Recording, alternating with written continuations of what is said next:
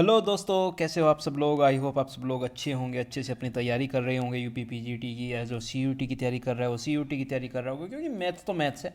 वो सब एग्ज़ाम्स में आएगा, सब एग्ज़ाम्स में कॉमन होगा। सिर्फ उसके क्वेश्चंस का जो लेवल होगा वो चेंज होगा। हालांकि जो मैंने नोट किया है, यूपी पीजीटी एग्ज़ाम्स में हो या फिर एनडीए एग्ज़ाम में हो या फिर एयरफोर्स एग्ज़ाम में हो, एक सर्टेन लेवल से ऊपर के क्वेश्चंस नहीं पूछे जाते हैं। और मैं आप लोगों को उसी लेवल्स के क्वेश्चन यहाँ पे कराने वाला हूँ। देखिए, एनसीईआरटी सॉल्विंग किसी भी लेवल के लिए बहुत बहुत ज़्यादा इंपॉर्टेंट है। ठीक है, आप चाहे आईआईटी की तैयारी कर रहे हो, चाहे आप एनडीए की कर रहे हो, चाहे आप किसी के सेट के एग्जाम्स की कर रहे हो, एनसीईआरटी सबसे ज़्यादा इंपॉर्टेंट होती है। तो दोस्तों, मेरे लेक्चर को देखने के बाद आप एनसीईआरटी जरूर सॉल्व कीजिए। और साथ ही साथ एनसीईआरटी के जो मैं क्वेश्चंस करा रहा हूँ उनसे अगर आपको कोई भी मतलब आपको लगता है कि मुझे इस क्वेश्चन में डाउट है, तो आप मेरी वीडियो पर जाके वो क्वेश्चन देख सकते हैं। सिंपल सी चीज़ है। तो अभी तक के जो हमारे लेक्चर्स हुए हैं उन लेक्चर्स में मैंने order of matrix, definition of matrix, properties of addition, scalar multiplication और मैट्रिक्स मल्टीप्लिकेशन देख लिया है। इस लेक्चर में मैं मैट्रिक्स मल्टीप्लिकेशन की प्रॉपर्टीज को यहाँ पे देखने वाला हूँ। तो चलिए प्रॉपर्टीज से शुरुआत करते हैं। फर्स्ट प्रॉपर्टी से। फर्स्ट प्रॉपर्टी क्या कहती है कि ए बी और बी ए, अगर आप दो मैट्रिक्स की प्रोडक्ट करते हो, पहले ए की बी के साथ या फिर बी की ए के साथ, तो ऐसा जरूरी नहीं है कि वो इक्वल हो। मे बी और मे नॉट बी केस है ना। वो इक्वल हो भी सकते हैं, वो इक्वल नहीं भी हो सकते हैं। ठीक है। सेकेंड प्रॉपर्टी कहती है कि अगर वो इक्वल हुए, अगर ए बी और बी ए इक्वल हुए, तो आप मैट्रिक्स ए और मैट्रिक्स बी को क्या बोलोगे? कम्यूटेटिव मैट्रिक्स बोलोगे। ठीक है, सिंपल सी चीज है। थर्ड प्रॉपर्टी कहती है कि अगर ए बी माइनस बी ए के इक्वल हुआ तो हम ए मैट्रिक्स और बी मैट्रिक्स को एंटी कम्यूटेटिव मैट्रिक्स बोलेंगे। ये तीन डेफिनेशन ही हो गई। पहली क्या हुआ कि भाई ए बी और बी आपस में इक्वल हो भी सकते हैं, नहीं भी हो सकते। अगर इक्वल हुए तो क्या होगा? अगर इक्वल हुए तो दोनों मैट्रिक्स को हम कम्यूटेटिव मैट्रिक्स बोलेंगे।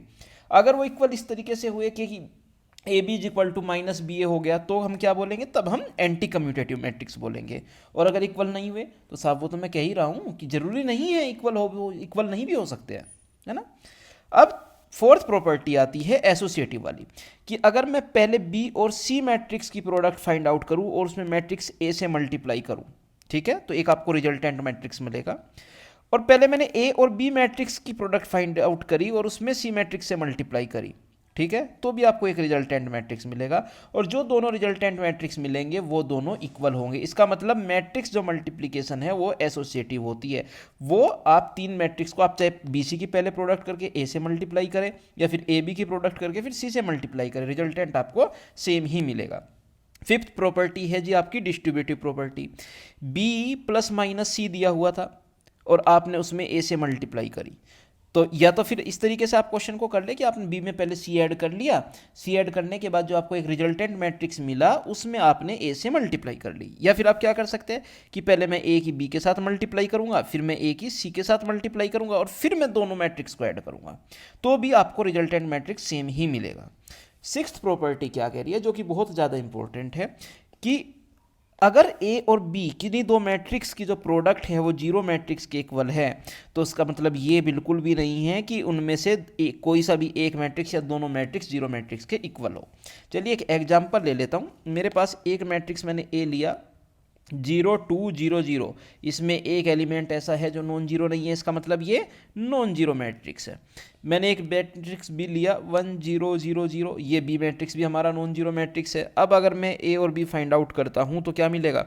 इस रो की इस कॉलम के साथ मल्टीप्लाई 0, इस रो की इस कॉलम के साथ मल्टीप्लाई 0, इस रो की फर्स्ट कॉलम के साथ मल्टीप्लाई 0, सेकंड रो की सेकंड रो कॉलम के साथ मल्टीप्लाई 0, प्रोडक्ट क्या मिली? 0। तो यहाँ पे केस क्या था कि A B equal to zero matrix था, बट इसका मतलब ये बिल्कुल भी नहीं कि मैट्रिक्स ए जीरो मैट्रिक्स रहा है या फिर मैट्रिक्स बी जीरो मैट्रिक्स रहा है। ये प्रॉपर्टी आपको याद रखनी है सर। कुछ टाइम ऐसा हो सकता है कि डायरेक्ट क्वेश्चन इस तरीके का मिल जाए, है ना। चलिए नेक्स्ट प्रॉपर्टी देखते हैं। अगर A B is equal to A C है तो ऐसा नेसेसरी नहीं कि बी इक्वल टू सी होगा, है ना। देखिए पॉसिबिलिटी बहुत सारी है। आपने एक मैट्रिक्स ए लिया, लेट से 2 क्रॉस 3 ऑर्डर का लिया, आपने बी मैट्रिक्स लिया 3 क्रॉस 1 का, है ना। तो यहाँ पे जो ए बी मैट्रिक्स मिला उसका ऑर्डर क्या मिला? 2 क्रॉस 1 मिला। आपने सी मैट्रिक्स लिया 3 क्रॉस 2 का, तो अब यहाँ पे जो AC मैट्रिक्स मिलेगा, AC मैट्रिक्स मिलेगा, उसका ऑर्डर क्या हो जाएगा 2 क्रॉस 2। अब बताइए कि B और C मैट्रिक्स इक्वल है?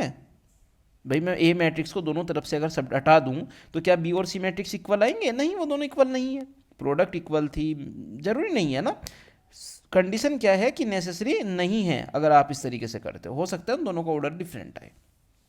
अब सबसे इंपॉर्टेंट नेक्स्ट वाला, ये वाला हमारा जो प्रॉपर्टी है इंपॉर्टेंट है। ए मेरे पास एक डायगोनल मैट्रिक्स है, लेट्स से मैंने मैट्रिक्स ए को बोल दिया डायगोनल मैट्रिक्स 2 3 4, और बी मेरे पास एक अनदर डायगोनल मैट्रिक्स है, उसको मैंने बोल दिया 1 2 3।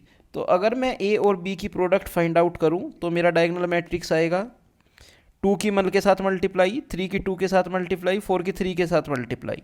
और अगर मैं बी ए मैट्रिक्स निकालूँ तो वो भी मैट्रिक्स, मेरा मैट्रिक्स क्या आएगा डायगोनल 1 की 2 के साथ मल्टीप्लाई, 2 की 3 के साथ मल्टीप्लाई और 3 के 4 के साथ मल्टीप्लाई। तो यहाँ से डायगोनल मैट्रिक्स के केस में मैं बोल सकता हूँ कि ए बी और बी ए आपस में कैसे है, इक्वल है। आप कोरस्पॉन्डिंग एलिमेंट्स को मल्टीप्लाई करेंगे दोस्त, आप और कुछ भी नहीं करेंगे, सिर्फ कोरस्पॉन्डिंग एलिमेंट्स को मल्टीप्लाई करेंगे। तो अगली प्रॉपर्टी क्या कहती है कि अगर ए और बी हमारे डायगोनल मैट्रिक्स है तो A B is equal to B A होगा।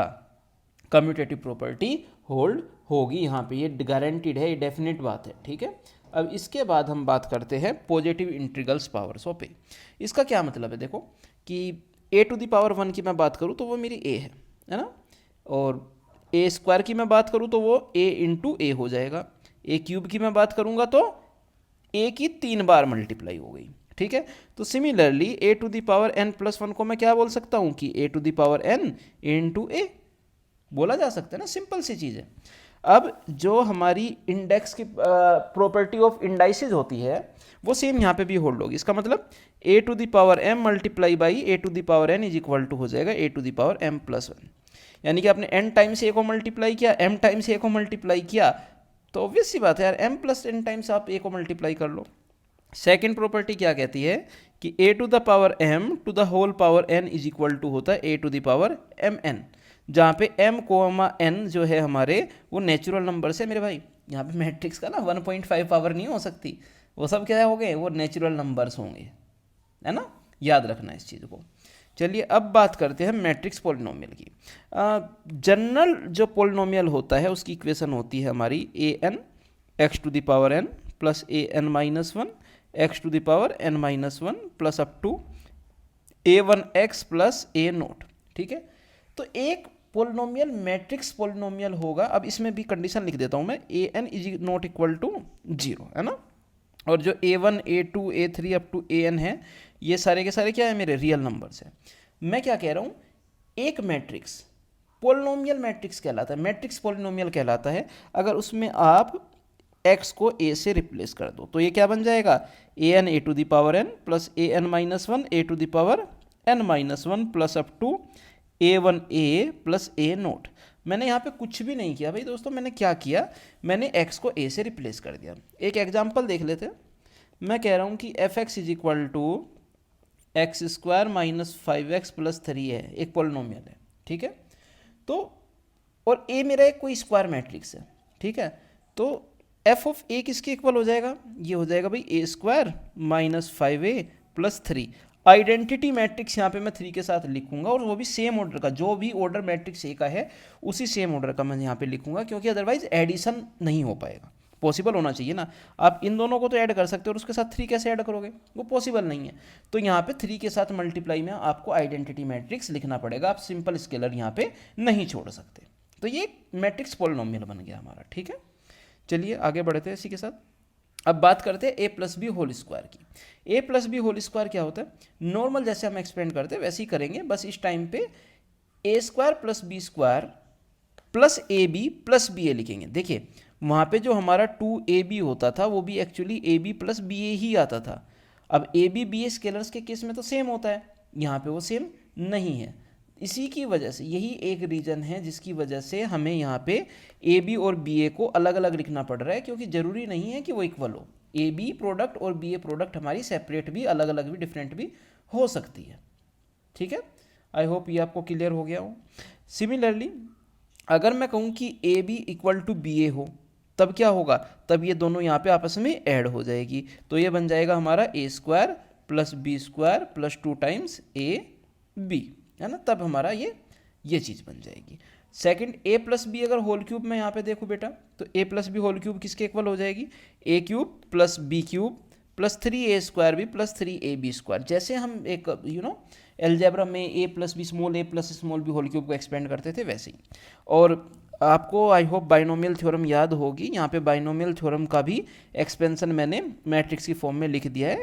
x plus y to the whole power n is equal to होता है nc0 x to the power n plus nc1 x to the power n minus 1y plus nc2 x to the power n minus 2y plus up to ncn y to the power n। अब अगर इस binomial expansion में मैं x को a से और y को b से रिप्लेस कर दूं तो मुझे ये पोलिनोमियल मिलता है, ठीक है। और एक एक्सपेंशन और भी होता है हमारे पास, 1 plus x to the power n is equal to 1 plus nc1x plus nc2x² plus nc3x³ up to ncnx to the power n। और इस एक्सपेंशन में मैं अगर 1 को i से रिप्लेस कर दूं और x को a से रिप्लेस कर दूं तो मुझे d जो हमारी प्रॉपर्टी है वो यहाँ पे मिल जाएगी। चलिए अब इसी के साथ एक क्वेश्चन दिया हुआ है, इस प्रॉपर्टी का बेसिकली यूज कहाँ पे है ना, इस प्रॉपर्टी का यूज कहाँ पे है वो हम देखते हैं। यहाँ पे मैट्रिक्स ए दिया है और ए की 100 पावर निकालनी है। देखो मेरे भाई, ए की पावर 2 निकालनी होती, 3 निकालनी होती, समझ में आता है, आप डायरेक्ट मल्टीप्लाई कर लोगे। पर जहाँ ए की पावर 100 निकालने को बोल दी, ये दिमाग खराब हो जाएगा। निकालते निकालते सुबह हो जाएगी, पेपर हो जाएंगे 4, निकाल नहीं पाओगे। तो इस केस में मैट्रिक्स ए जो है उसको हम कैसे सिंप्लीफाई करेंगे, कैसे ठीक करने की कोशिश करेंगे वो देखते हैं। 4 1 -9 -2, मैं इसको आइडेंटिटी मैट्रिक्स यहाँ पे लिख रहा हूँ पहले। अब मैं आइडेंटिटी मैट्रिक्स में यहाँ पे क्या ऐड करूँ कि मुझे मैट्रिक्स ए मिल जाए। मैं 1 में क्या ऐड करूँ कि 4 मिल जाए 3, 0 में क्या ऐड करूँ कि 1 मिल जाए 1, 0 में क्या ऐड करूँ कि -9 मिल जाए -9, और -1 में क्या ऐड करूँ कि -2 मिल जाए -3, है ना, 1 -3 -2 होगा। तो अब मैट्रिक्स ए जो था वो इसके इक्वल था, उसको मैंने एक another matrix identity plus b की फॉर्म में लिख दिया, ठीक है। अब थोड़ा सा मैं मैट्रिक्स बी को देखने की कोशिश करता हूँ। मैट्रिक्स बी क्या है मेरा, अगर मैं b² निकालूँ, b² तो पहली रो की पहले कॉलम के साथ multiply, it means 3 × 1 3 with 3 9 and 1 with -9 will be -9। अब पहली रो सेकेंड कॉलम 3 की 1 के साथ और 1 की -3 के साथ। अब सेकेंड रो फर्स्ट कॉलम -9 की 3 के साथ और -3 की -9 के साथ। अब सेकेंड रो सेकेंड कॉलम -9 की 1 के साथ और -3 की -3 के साथ। तो ये आपको मिली जो कि इक्वल हो गया मेरा 0 0 0 0। इसका मतलब b² क्या मिल गया आपको, 0 मैट्रिक्स मिल गया। अगर b² 0 मैट्रिक्स मिला तो b³ भी 0 मैट्रिक्स होगा, b टू द पावर 4 भी 0 मैट्रिक्स होगा, और b की कोई भी पावर आप ले लो 2 से बड़ी, वो सब की सब कैसे होगी हमारी 0 मैट्रिक्स होगी। तो अब मुझे क्या निकालना था बेटा, a टू द पावर 100 निकालना था। इसको मैं क्या लिख सकता हूँ, identity plus b to the power 100, और ये किसके इक्वल हो जाएगा, identity plus 100 c1 b plus 100 c2 b² plus up to 100 c 100 b to the power 100। अब मेरे भाई b² क्या था, 0 मैट्रिक्स, और इसके बाद के सारे मैट्रिक्स भी क्या थे, 0 मैट्रिक्स। तो फाइनली आपको क्या मिला, आइडेंटिटी मैट्रिक्स, इट मीन्स 1 0 0 1 1 0 0 1। और साथ में यहाँ पे लिखा है 100 c1 की वैल्यू होती है 100, और साथ में है b मैट्रिक्स, इट मीन्स 3 1 -9 -3। तो आप फाइनली 1 0 0 1 प्लस 100 की 3 के साथ मल्टीप्लाई किया तो 300 100 -900 और माइनस के 300। तो सिंप्लीफाई करके मैं फाइनल रिजल्ट लिखूँ तो 301 100 और -900 और माइनस के 299। ये आ गई आपकी a टू द पावर 100 की वैल्यू। अब देख लो मेरे भाई, अगर सिंपली करते ना तो गारंटी है सुबह तो हो जाती। और सुबह उठते ही गाना गा रहे होते हैं, सुबह हो गई मामू, है ना, और कुछ नहीं कर पाते, गाना ही गाते सुबह उठ के। माँ को बोलते माँ चाय ला दो और मैं गाना गाऊंगा, क्योंकि सुबह हो गई 100 पावर निकालते निकालते। चलिए आगे बढ़ते। अब एक क्वेश्चन हो रहा है मेरे पास। इस क्वेश्चन में क्या दिया है, एक मैट्रिक्स ए मुझे गिवन है, एक मैट्रिक्स बी भी मुझे गिवन है, और लिखा है कि a plus B whole square is equal to है a² प्लस b² के। तो आपको क्या निकालना है, वैल्यू निकालनी है ए की और वैल्यू निकालनी है बी की। देखिए A plus B whole square, इसका मतलब A square plus B square plus A B plus B A is equal to किसके है, A square plus B square के। अब ए स्क्वायर से तो आप ए स्क्वायर को और बी स्क्वायर से बी स्क्वायर मैट्रिक्स को हटा सकते हैं, तो क्या मिला, A B plus B A is equal to 0 matrix. तो पहले तो हम ए बी निकालते हैं मेरे भाई। ए बी किसके इक्वल आया, फर्स्ट रो फर्स्ट कॉलम के साथ 1 ए के साथ और -1 बी के साथ, फिर 1 1 के साथ और -1 -1 के साथ, फिर 1 ए के साथ और -1 बी के साथ, और फिर 1 1 के साथ और -1 -1 के साथ। ये आपका ए बी आया। अब बी ए निकालूँ तो क्या आएगा, फर्स्ट रो फर्स्ट कॉलम के साथ, यानी कि ए 1 के साथ और 1 बी 1 के साथ, फर्स्ट रो सेकंड कॉलम के साथ यानी कि -a -1, second row first column के साथ, second row first column B की 1 के साथ और -1 -1 के साथ, second row second column B की -1 के साथ और इसकी +1, ये +1 बन गया। अब ए बी प्लस बी ए अगर मैं निकालूँ तो क्या आएगा मेरा, ऐड किया भाई, a plus A will be 2a, या फिर आप कह सकते हो कि यार ए बी प्लस बी ए अगर 0 मैट्रिक्स था तो ए बी इक्वल टू हो जाएगा -ba के। तो अगर मैं यहाँ पे ए बी प्लस बी ए निकालने के बजाय सिर्फ -ba निकाल के इक्वेलिटी लगा दूँ तो क्या कैसा रहेगा, बढ़िया ही रहेगा। तो मैं -ba निकालता हूँ यानी कि -1 की हर एक एलिमेंट के साथ मल्टीप्लाई, तो ये -a -1, ये a +1, ये -b -1 और ये b -1, ये हमारा इस तरीके से बन जाएगा। देखिए ज़रा ठीक है क्या, इसकी इसके साथ b -1 और इसकी इसके साथ -b +1, हाँ ये ठीक ही है। अब ए बी मैट्रिक्स और इक्वल टू -ba मैट्रिक्स में पुट करूँ तो क्या मिलता है, a minus B is equal to -a -1। साथ ही साथ आपको क्या मिला, a + 1 इज इक्वल टू 2 और b -1 भी क्या मिला, 2। बाकी चीज़ों को मैं कंपेयर कर ही नहीं रहा, मैं तो डायरेक्ट यही निकालता हूँ। अब इससे मुझे मिला a की वैल्यू 1 और यहाँ से b की वैल्यू कितनी मिली, 3। तो फाइनली सिर्फ 2 इक्वेशंस का यूज हुआ, एक से वैल्यू 1 मिली, एक से वैल्यू 3 मिल गई आपको। आई होप आपको ये क्वेश्चन समझ में आ गया हो। कोई खास क्वेश्चन नहीं है, बहुत इजी क्वेश्चन है, बस ये है कि बेसिक कैलकुलेशन आपको आनी चाहिए, अदरवाइज क्वेश्चन करने में मज़ा नहीं आएगा। नेक्स्ट क्वेश्चन देखते हैं। A B is equal to B दिया है, B A is equal to A दिया है, तो आपको क्या निकालना है, A square plus B square की वैल्यू निकालनी है। ये काफ़ी अच्छा क्वेश्चन है, कॉन्सेप्ट को ध्यान से समझिएगा, है ना। अब देखिए बेटा, निकालना क्या है, A square plus B square. तो पहले स्क्वायर को देखते हैं। ए स्क्वायर को मैं लिख सकता हूँ ए इंटू ए, है ना, ए इंटू ए।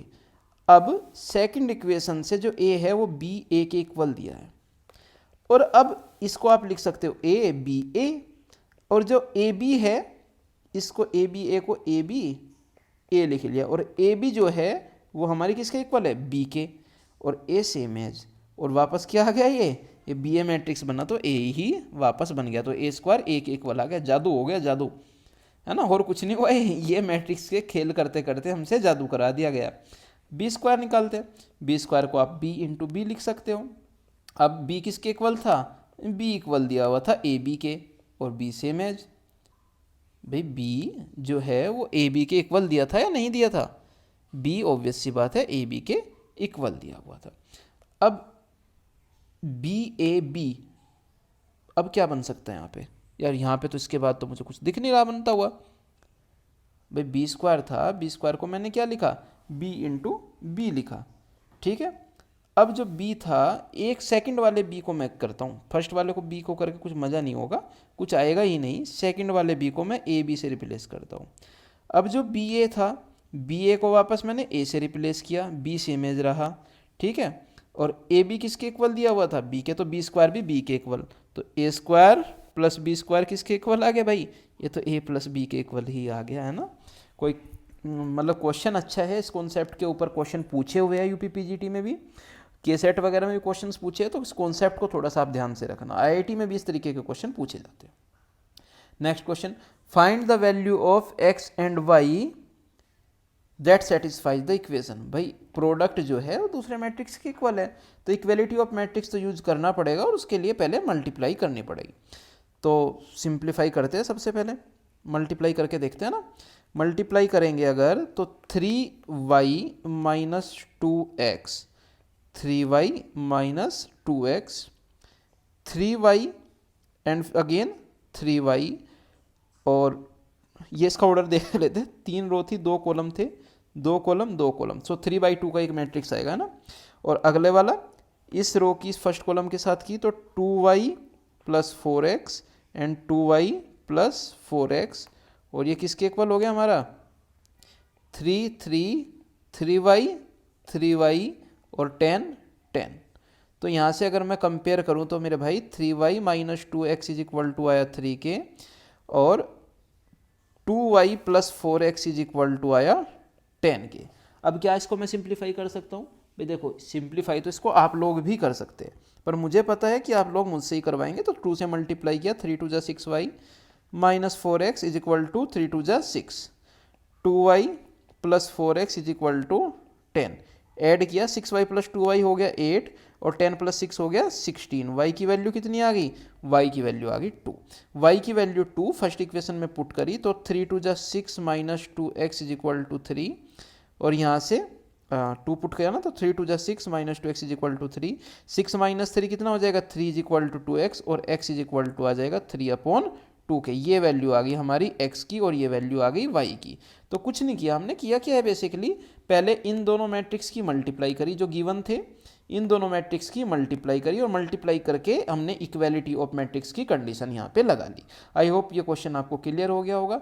एक लास्ट क्वेश्चन यहाँ पे कर लेते हैं। लास्ट क्वेश्चन कर क्या लेते हैं, मैं लास्ट क्वेश्चन आप लोगों को एज ए होमवर्क देता हूँ। इस क्वेश्चन को आप एज ए होमवर्क ट्रीट कीजिए और इस क्वेश्चन को करिए। अगर कोई भी डाउट आता है तो कमेंट बॉक्स में कमेंट करके मुझसे पूछिए, क्योंकि क्वेश्चन में कुछ है नहीं, बहुत ही सिंपल, बहुत ही बेसिक क्वेश्चन है। पहले दोनों मैट्रिक्स की मल्टीप्लाई करके मैट्रिक्स बी के इक्वल पुट करना है, यानी कि अगेन आपको इक्वालिटी ऑफ कंडीशन लगानी है और a plus d is equal to 2 का यूज करना है, और फिर आपको ये वैल्यू फाइंड आउट करनी है। तो अगर आपको मेरी वीडियोस पसंद आ रही है, आपको क्वेश्चंस जो मैं यहाँ पे दे रहा हूँ अच्छे लग रहे हैं, आपको लग रहा है ये आपके लेवल के हैं और आपको इन क्वेश्चंस को आगे करना चाहिए, तो आप मेरी वीडियोस को ज़्यादा से ज़्यादा अपने दोस्तों के साथ शेयर कीजिए, चैनल को सब्सक्राइब कीजिए और वीडियोज़ को लाइक करना ना भूलिए।